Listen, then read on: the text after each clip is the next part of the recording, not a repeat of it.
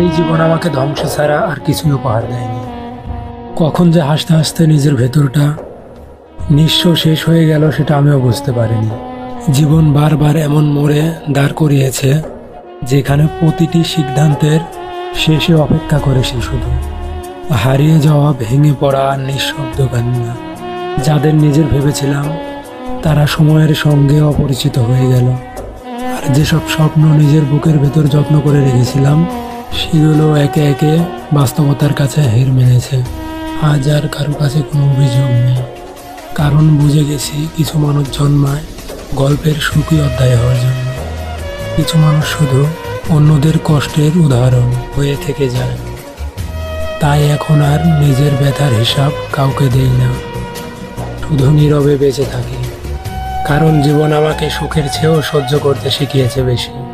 হয়তো একদিন আমিও হারিয়ে যাব, কিন্তু বুকের ভেতর জমে থাকা এই নীরব যন্ত্রণাগুলোর কোনো শেষ গল্প কখনো লেখা হবে না।